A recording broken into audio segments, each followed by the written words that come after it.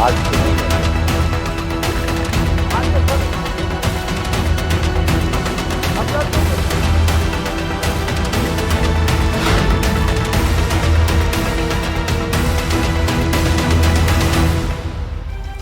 नमस्कार, जवाहर झारखंड देख रहे हैं आप। मैं हूं शुभे मिश्रा, आपके साथ बुलेटिन की शुरुआत करेंगे और सबसे पहले आपको बड़ी खबर झारखंड विधानसभा बजट से जुड़े हुए बताएं। सदन की कार्यवाही दोपहर 2 बजे तक के लिए स्थगित रख दी गई है और आज सदन में कई मुद्दों को लेकर हंगामा हुआ। परिसीमन समेत कई मुद्दों को लेकर हंगामा हुआ है। तो इस वक्त की बड़ी खबर आपको झारखंड विधानसभा से जुड़ी हुई बता रहे हैं। आपको बता दें कि सदन की कार्यवाही को दोपहर 2 बजे तक के लिए स्थगित रखा गया है। परिसीमन समेत कई मुद्दों को लेकर जोरदार हंगामा हुआ। झारखंड विधानसभा का बजट सत्र चल रहा है, जिसके अंतर्गत 2 बजे तक सदन की कार्यवाही को स्थगित कर दिया गया है। आपको बता दें कि सदन में सत्ता पक्ष और विपक्ष की तरफ से कई मुद्दों को लेकर अपनी अपनी आवाज बुलंद की गई और इसी बीच परिसीमन का मुद्दा सदन के भीतर छाया रहा। वहीं शून्यकाल में बीजेपी विधायक कुशवाहा शशि भूषण मेहता की सदन में नाराजगी नजर आई। शून्यकाल में अपनी सूचना को शशि भूषण मेहता ने फाड़ दिया और स्पीकर ने विधायक को फटकार लगाई। शून्यकाल में शशि भूषण मेहता की सूचना पढ़ने के बाद स्पीकर ने अगले विधायक का नाम पुकारा। तय शब्द के अंदर सवाल पूरा नहीं होने पर स्पीकर ने अगले विधायक का नाम पुकारा। स्पीकर के नाम पुकारने से नाराज दिखे शशि भूषण मेहता। संसदीय कार्य मंत्री राधाकृष्ण किशोर ने कहा, शून्यकाल में 50 शब्द से ज्यादा सूचना पढ़ने का नियम नहीं। संसदीय कार्य मंत्री ने तय शब्द सीमा सुनिश्चित करने का आग्रह किया। नेता प्रतिपक्ष बाबूलाल मरांडी ने सदन में बीच बचाव की कोशिश की। एक मिनट बेकार में आते हैं महोदय। 12 बजे बेकार है, नहीं होता महोदय। खाली कैसे होता है आप वही बता दीजिए। पढ़िए, बोल तो रहे, पढ़िए। 12 बजे आकर के तो आप 2 सर कटवाते रहते हैं और ऐसी 2 लाइन पढ़ने नहीं दिए तो क्या कौन मंगाते हैं? 12 बजे लाकर अच्छा आप माननीय सदस्य आप अकेले पढ़ रहे हैं। इनके पहले 18 सदस्य को आपने पढ़ाया, कोई किस बात नहीं बोला। आपको कहाँ से तकलीफ आ गया? ये फैसिलिटी है तो हम ही लोग के लिए है। अच्छा और क्या बोलना है आपको? बोल लीजिए। आधार पर पार्शियलिटी हो गया, आधार होना चाहिए। आपको चांस नहीं, आधार होना चाहिए हमको पढ़ने के लिए। क्या आधार होना चाहिए कि हम बोलेंगे? 1 लाइन 1 मिनट टाइम नहीं देते हैं महोदय। क्या मतलब कि ये अच्छा इनको पढ़ने दीजिए। कितना देर तक पढ़ेंगे? पढ़िए। क्या देखते हैं? चलिए आप पढ़िए। वहीं सदन में जेएमएम विधायक अमित कुमार ने पूछा पथ निर्माण विभाग से सवाल। बामला डी पुल सोनाहातू तमाड़ का मुद्दा उठाया और मंत्री दीपिका पांडे सिंह ने चालू सत्र में कार्रवाई का भरोसा दिया। विधायक अमित कुमार ने पदाधिकारियों पर मंत्री को गुमराह करने का आरोप लगाया। इस संदर्भ में मैं कहना चाहता हूं कि हमारे जो विभाग के कर्मी है, पदाधिकारी हैं, किस तरीके से हमारे ही मंत्रीगण को, हमारे ही सम्मानित विधायक को कैसे गुमराह करते हैं, हमारे यहाँ के लोगों को कैसे उसकी भावनाओं से छलते हैं। ये बात इससे स्पष्ट होती है महोदय। ये मुख्यमंत्री जी का अनुमोदन जो है जांच का और उस पर जो कमेटी बनाई गई थी महोदय, ये 2021 में बनाई गई थी और आज का समय जो है ये 2025 है। और हमने जब इस प्रश्न को लाया सदन में तो हमें लगता है सर 1 महीना पहले हम लोगों ने इसे जमा किया था और आज तक जांच प्रतिवेदन का जमा नहीं होना इस बात को दर्शाता है कि हमारे पदाधिकारी कितने लापरवाह हैं और कितने अनियमितता करते हैं। और अनियमितता उजागर कैसे होती है महोदय, इस बात की चर्चा मैं सदन में करना चाहता हूं। जिस संवेदक को ये बचाने की कोशिश कर रहे हैं, ये संवेदक एक पुल का निर्माण करता है जो कि 2016 को पूर्ण करता है और ये पुल बनाने में इसको लग जाती है अवधि 6 साल की। उसके बाद ये 17 में फिर से धंस जाता है पुल और 17 में कहा जाता है कि इसे डिबार किया जाता है और इस डिबार के बाद में फिर से उस पुल का फिर से जो रिपेयर करना होता है उसको डिबार मुक्त किया जाता है, फिर 21 में धंस जाता है। मतलब 21 तक सर ये निर्माण कर रहा है। 2016 से लेकर 2021 तक ये निर्माण ही कर रहा है और उससे पहले 6 साल से निर्माण कर रहा है। मतलब 2008 से ये पुल का निर्माण कर रहा है जो कि फिर 21 में धंसता है। और इस संवेदक को अब तक काली सूची में नहीं डाला गया। इसमें इन्होंने यह कहा है विभाग के लोगों ने कि जो संबंधित पदाधिकारी थे उस पदाधिकारी को निलंबित किया गया। मैं पूछना चाहता हूं कि आखिर उनकी निलंबन की स्थिति क्या है और कौन से पदाधिकारी थे? मैं माननीय सदस्य को आश्वस्त करती हूं कि सरकार संवेदक को बचाने का किसी प्रकार से प्रयास नहीं कर रही है और जल्द से जल्द हम लोग जांच का रिपोर्ट मंगाने का काम करते हैं और जो उचित कार्रवाई है, जरूरी हुआ तो प्रशासनिक पदाधिकारियों पर भी कार्रवाई की जाएगी, लेकिन जांच का रिपोर्ट आने दीजिए। वहीं बाबूलाल को इरफान अंसारी की चुनौती, कहा अगर एक भी बांग्लादेशी झारखंड में नजर आता है तो मैं राजनीति से संन्यास ले लूंगा।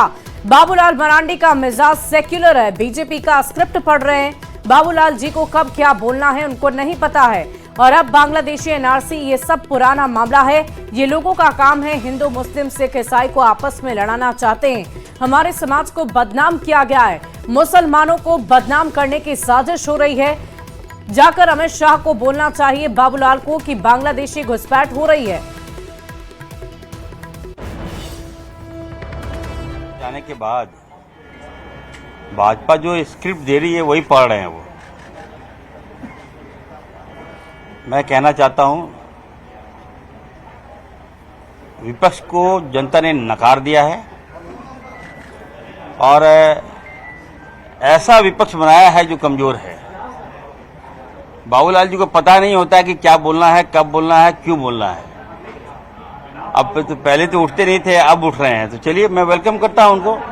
लेकिन मैं कहना चाहता हूं झारखंड का जो भी सौहार्द बिगाड़ेगा उसे हम लोग बर्दाश्त नहीं करेंगे। आपसी भाईचारगी के साथ हमारी सरकार विकास कर रही है।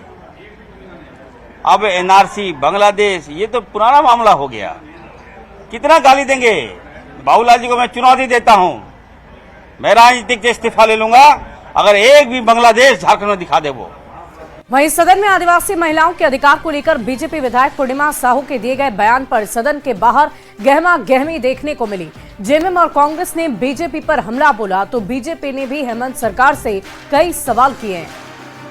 देखिए, भाजपा के पास ऐसे सांप्रदायिक मुद्दों के अलावा अब कुछ बचा नहीं। आसाम में क्यों नहीं लागू करा ले रहे? सबसे ज्यादा जो है बात हेमंत बिश्व शर्मा करते रहे हैं, तो वहां क्यों नहीं कर ले रहे? और कहीं भी किसी भी प्रकार से सत्ता में आना या फिर लोगों के बीच लड़ाई लगाना, ये सब में महारत हासिल है भाजपा को, लेकिन उनका ये कार्ड अब फेल होने लगा है। उन्हें समझना चाहिए कि इन्हें कुछ नया करके वापस जनता का विश्वास जीतने का प्रयास करना चाहिए। सभी धर्मों का यहाँ मान और सम्मान है, और जो शादी कर लिया तो ऑटोमेटिक है कि उस संपत्ति का हकदार है, इसे नहीं होगा तो फिर पति पत्नी हो गया ना, तो एक दूसरे के पूरक है, इसलिए इस पर कहीं कोई लागू का मांग ये किए हैं बाबूलाल, एनआरसी लागू करिए। तो प्रधानमंत्री जी भी मांग कर रहे हैं, बाबूलाल जी थोड़े कर रहे हैं। और बॉर्डर पर वही सुरक्षा पूरा लगाए हुए हैं, तो वहीं से जब आएगा ही नहीं तो एनआरसी का मामला कहाँ है? जो भी वक्तव्य था, जो उन्होंने सदन के अंदर कहा वो भी मैंने सुना, और जो सदन के बाहर यहाँ कह रही थी वो भी मैंने सुना। और ये चीजें हैं कि किसकी मतलब आदिवासी से शादी हो, यहाँ के स्थानीय लोगों से शादी हो, उनका हक क्या हो, जमीन जायदाद जो भी चीजें हैं, और वो यहाँ के मतलब रहने वाले, यहाँ के वासिंदा हो जाते हैं। इनडायरेक्टली वो जो सवाल कर रही हैं या फिर जो इल्जाम लगा रही हैं वो खुल के बात करेंगी तो आपको भी सुविधा होगा बात करने में, और मुझे भी होगा। ये तो गुमराह करने वाली बात है कि आप सही में क्या चाहती हैं। बांग्लादेश से झारखंड का कोई सीमा नहीं लगता है, और बंगाल का सीमा लगता है बांग्लादेश से, तो पहले इनको बंगाल में बात करना चाहिए। इसके बाद में झारखंड में अगर ये कर रहा है तो इनका बीएसएफ क्या कर रहा था? फेल तो अपने सरकार को अपने गाली दे रहे हैं। भारत सरकार फेल है इस मामले में। जब हम राज्य के मुद्दों पर जब बात करना चाहते हैं, राज्य की समस्याओं पर बात करना चाहते हैं, तो ये चले जाते हैं दिल्ली, महाराष्ट्र, गुजरात, हरियाणा, ये सभी जगह घूम कर आ जाते हैं, पर अपने राज्य की स्थिति ये देखना नहीं चाहते।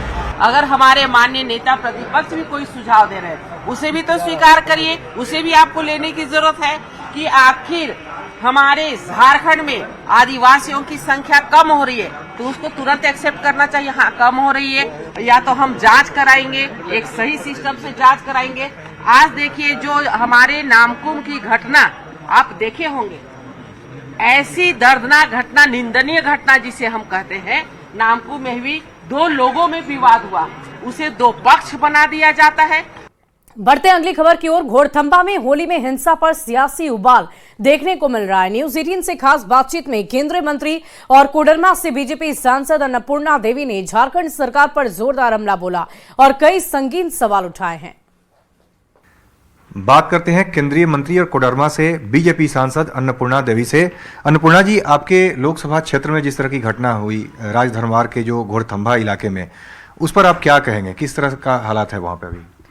देखिए, ये बहुत ही दुखद है और अभी लगातार अगर देखें झारखंड के अंदर, अभी तो हमारे लोकसभा में होली के समय में, जबकि ये ऐसी घटनाएं अक्सर नहीं होती थी, लेकिन होली के समय जिस तरह से जो घटनाएं घटी हैं और सामाजिक तत्व, कुछ खास जात बिरादरी के लोगों का जो मनोबल बढ़ा हुआ है, उसके वजह से इतनी परेशानी कि लोगों को मतलब दुकानें जला दी गई, लोगों को खुलेआम पीटा गया, पुलिस मुकदर्शक बन के वहाँ पर खड़ी रह गई और आज दहशत का माहौल है। आज पुलिस धमका रही है वहाँ के लोगों को, कोई सामने नहीं आना चाहता कि सामने कोई आके गवाह न दे।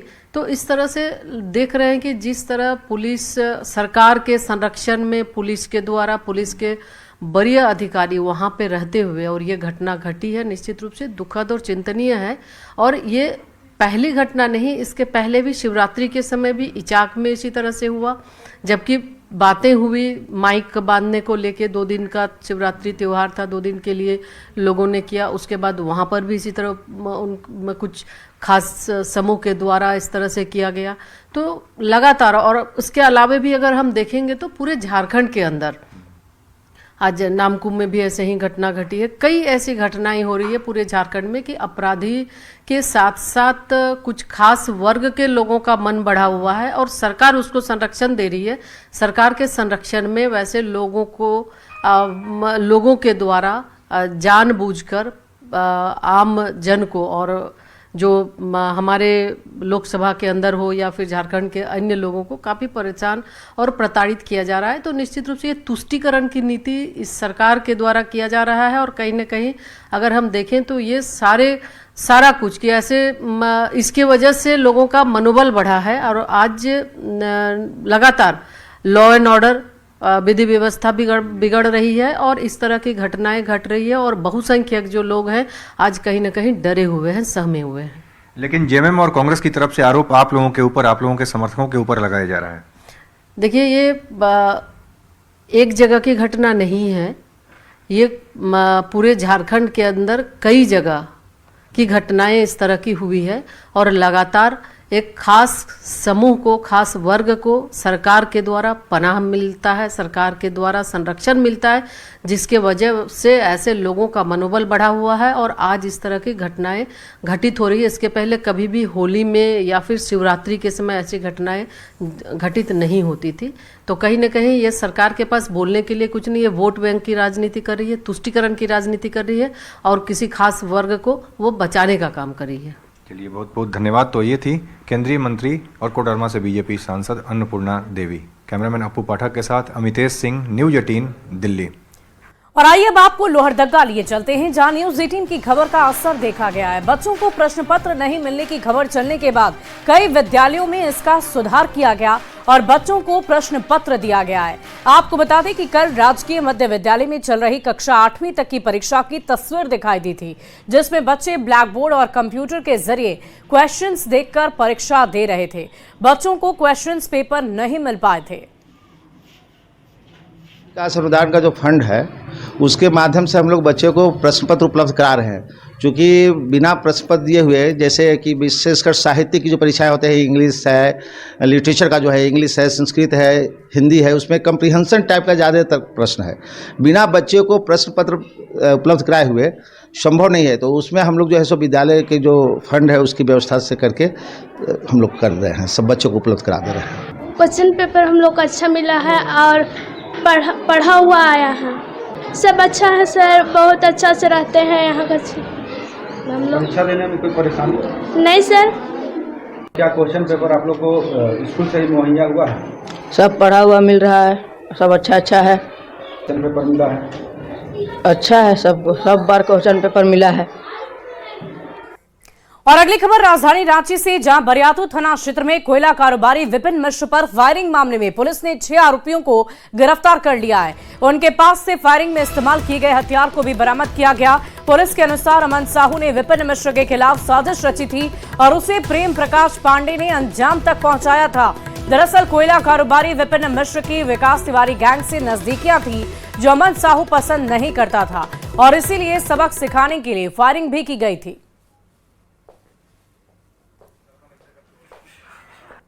यह क्लियर हुआ कि इस घटना का मेन कॉन्स्पिरेटर, जो मुख्य षड्यंत्रकारी है, वह प्रेम पांडे नाम का आदमी है। प्रेम पांडे पहले विकास तिवारी गिरोह का अपराधी था। इसी 15 फरवरी को जेल से निकला है। जेल में वह आदमी जो है अमन साहू गिरोह से नज़दीक आया। अमन साहू को गुस्सा इस बात का था कि जो व्यवसायी है वह हमें रंगदारी नहीं दे रहा है, और उसे इस बात का अंदेशा था कि विकास तिवारी गैंग का पैसा इसमें लगा हुआ है और विकास तिवारी के बल पे ही ये व्यवसायी हमको पैसा नहीं दे रहा है। इसी कारण तो हिम्मत है।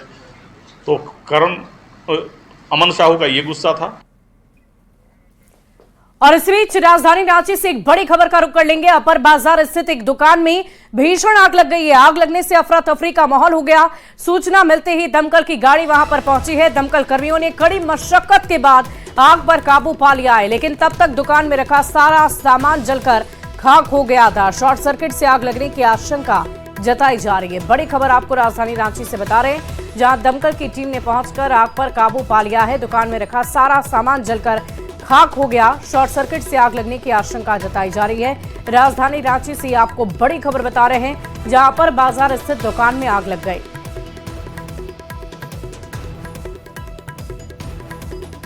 और अब आपको सिमडेगा लिए चलते हैं, लेकिन इसके साथ साथ इसी बीच हजारीबाग से एक बड़ी खबर का रुख कर लेंगे। चौपारण थाना क्षेत्र में भीषण सड़क हादसा हो गया है। ट्रक, कार और बाइक की टक्कर हो गई और हादसे में एक की मौत, 7 लोग जख्मी बताए जा रहे हैं। घायलों को इलाज के लिए अस्पताल भेजा गया है। सड़क निर्माण कार्य की वजह से हादसे की आशंका जताई जा रही है। तो सड़क दुर्घटना से जुड़ी हुई ये बड़ी खबर आपको बता रहे हैं। हादसे में एक व्यक्ति की जान चली गई है, 7 लोग जख्मी हो गए हैं। घायलों को फिलहाल अस्पताल भेजा जा चुका है। हजारीबाग से आपको बड़ी खबर बता रहे हैं। आपको बता दें कि सड़क निर्माण कार्य एक हादसे की वजह बताई जा रही है। चौपारण थाना क्षेत्र में ये सड़क हादसा हुआ, जहां ट्रक, कार और बाइक की एक साथ टक्कर हो गई। और इस पूरी खबर की अधिक जानकारी के साथ न्यूज 18 संवाददाता सुशांत सोनी हमारे साथ हजारीबाग से फोन लाइन पर हैं। सुशांत, क्या कुछ जानकारी है, कैसे यह हादसा हुआ और इस वक्त जो जख्मी लोग हैं वो कहां पर हैं? जी, आपको बता दें कि जिस तरीके से यह चौपारण थाना क्षेत्र का जो दनुआ घाटी है, आए दिन यहाँ पे सड़क दुर्घटनाएं होती है। आज भी कुछ इसी तरीके से सड़क दुर्घटना हुआ। एक ट्रक वाहन और एक कार के साथ साथ जो एक बाइक की आपस में टक्कर हो गई, जिसमें 7 लोग जो है घायल बताए जा रहे हैं। उसमें से एक बच्चा भी शामिल है। तो वहीं एक जो यात्री है उसकी मौत हो गई है। बता दें कि सभी को जो है स्थानीय पुलिस की मदद से CHC चौपारण में भर्ती कराया गया। तो वहीं बेहतर इलाज के लिए कुछ जो यात्री है उनको Hazaribagh Sheikh Bhikhari medical college refer किया गया है। जी चलिए, बहुत बहुत शुक्रिया सुशांत हमारे साथ जुड़ने के लिए, तमाम जानकारी के लिए। तो हजारीबाग से ये बड़ी खबर आपको बता रहे हैं, जहां हादसे में एक व्यक्ति की मौत हुई है, 7 लोग जख्मी हो गए। और आइए अब आपको सिमडेगा लिए चलते हैं, जहां जंगल में महुआ चुनने के लिए लगाई गई आग एक बड़े खतरे की तरफ इशारा कर रही है। बोलबा के 40 मर्दन जंगल में लगी आग तेजी से फैल रही है। सिमडेगा राउरकेला NH 143 के किनारे तक आग की लपटें पहुंचने लगी है। कोलीबीरा घाटी में लगी आग भी सिमडेगा रांची मार्ग पर NH 143 के किनारे पहुंच रही है। और इधर रामगढ़ में भी आग का तांडव देखा गया। पतरातू वैली के जंगलों में भीषण आग लग गई। देर शाम ये आग लगी थी। आग का दायरा लगातार बढ़ रहा है और आग की जद में आकर कीमती पेड़ पौधे, जड़ी बूटी नष्ट हो रहे हैं। रांची पतरातू मुख्य मार्ग के ठीक बगल में वैली में आग लग गई है। रामढलसग के आसपास वहां पर भी आग लगने की घटना हुई है। पतरातू वैली के जंगलों में किस कदर आग लगी है उसकी तस्वीरें हम आपको दिखा रहे हैं। देर शाम ये आग लग गई और इसी आग की वजह से लगातार जंगल नष्ट हो रहे हैं। पतरातू पिठोरिया घाटी में आप हमारे पीछे देख सकते हैं, पतरातू वैली के जंगलों में यहाँ पर शरारती तत्वों ने आग लगा दिया है। आग बड़े दायरे में फैलता जा रहा है। बताया गया कि यहाँ पर देर रात्रि को भी आग लगाया गया था, जिसे वन विभाग द्वारा बुझाने का प्रयास किया गया है। लेकिन अब देख सकते हैं, अभी जब मैं पतरातू वैली में हूँ, यहाँ पर आग फिर से जो है धधक रही है और कीमती पेड़ पौधे इस आग के जद में आते जा रहे हैं। जड़ी बूटी भी इसमें आकर के नष्ट हो रहे हैं। यहाँ देखा जा सकता है कि किस तरह से आग जो है लगातार यहाँ विकराल रूप धारण करते जा रही है। पतरातू वैली अपनी खूबसूरती के लिए जाना जाता है, लेकिन देख सकते हैं शरारती तत्वों द्वारा किस तरह से यहाँ आग लगाया गया है।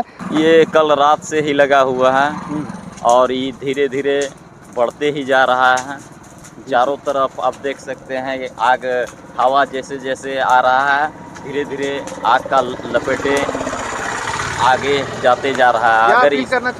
अगर इसको जल्दी विभाग द्वारा अगर नहीं कंट्रोल किया गया तो पूरा औषधि जो जंगल में मिलता है वो खत्म हो जाएगा। आग जो है लगातार बढ़ते जा रहा है और आग के कारण जो है जड़ी बूटी और कीमती पेड़ पौधे जो हैं वो लगातार जो है इसके जद में आते जा रहा है। देख सकते हैं कैमरे के माध्यम से किस तरह से आग लगातार जो है धधकते जा रही है और इसका दायरा बढ़ते जा रहा है। देख सकते हैं कैमरे के माध्यम से। यहाँ वन विभाग को तत्काल आग पर काबू पाने के लिए प्रयास करने की ज़रूरत है। फिलहाल देख सकते हैं पतरातू वैली का नज़ारा जो है वो किस तरह से पूरा चारों तरफ धुआं भर गया है और शरारती तत्व अपनी हरकतों से बाज नहीं आ रहे हैं। ऐसे में वन विभाग को कड़ी कार्रवाई करने की ज़रूरत है। जावेद खान, न्यूज़ 18 रामगढ़। और फिलहाल इस बुलेटिन में अभी के लिए इतना ही। आप बने रहे न्यूज़ 18 बिहार झारखंड के साथ।